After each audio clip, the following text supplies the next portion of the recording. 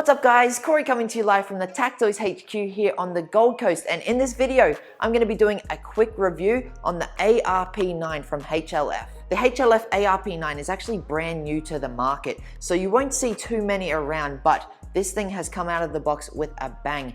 It comes standard with metal gears, which you don't see in many blasters. The overall quality of the blaster, you can feel it. It is very, very sturdy. There's no flex anywhere. The buttstock has these metal rods, which are nice and solid as well. The buttstock is quite light, if I'm honest with you, and the buffer tube here at the rear is also quite solid. It's almost like it's an overgrown, I guess you could say, pistol. It's got this tiny handguard, which basically only fits your hand. The buttstock is extendable, so you adjust it just by the button over here. You push that one, and what it'll do is go shorter and longer. I just had it just then at full length, so you'll see here, this is as short as it gets. It's actually quite tiny if you really look at it. A pistol would be about this big, so it's basically just a pistol with a handguard and a buttstock, which is pretty cool. A few of the other metal components on the blaster is that it has a metal trigger as well. As I mentioned, the rods at the rear and the metal gears already. The charging handle at the top here, when you pull this back, this is metal. So when you pull it back, the side door right here, which is also metal, the dust door opens, and that's metal, this is metal, and the little bolt action that you see right here is also metal. Just note, this right here doesn't move back and forth when you shoot. You'll see here, there's no movement. The internal barrel is a polished metal barrel, which is great for accuracy and a slight increase in your FPS as well. From the box, this is basically all you get. There's not much to it. You do get your safety glasses and some gel balls, but there's actually no iron sights or a sight in general.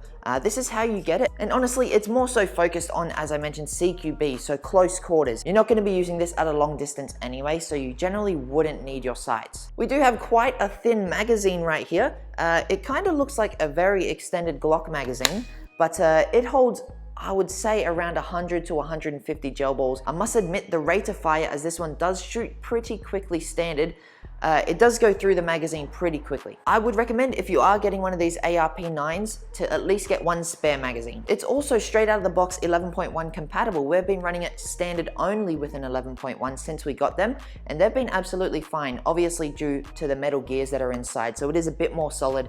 Definitely has much more strength than the nylon or the plastic gears that you see in other blasters. In regards to FPS, we did see some rumors online that the ARP9 was actually shooting quite weak, around 160 FPS.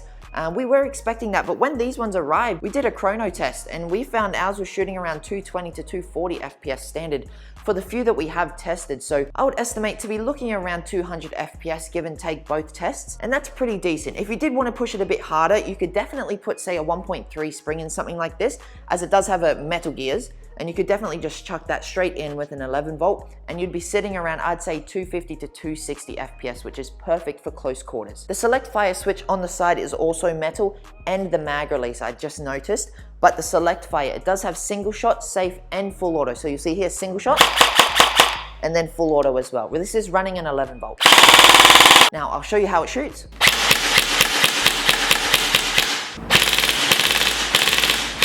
My personal opinion on the ARP9 straight out of the box, it's a beast. Honestly, for a CQB close quarters blaster, its main competition would be the K3.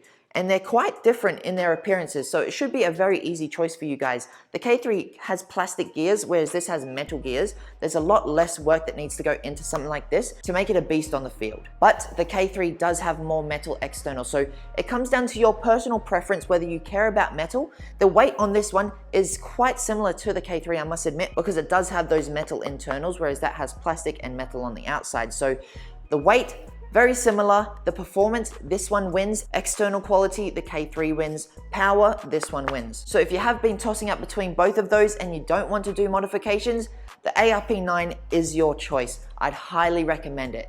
And if you couldn't afford it, now you can, because we do have the pay it later option on the website. Get it now and pay it off in installments. This is Corey from TacToys. Happy blasting.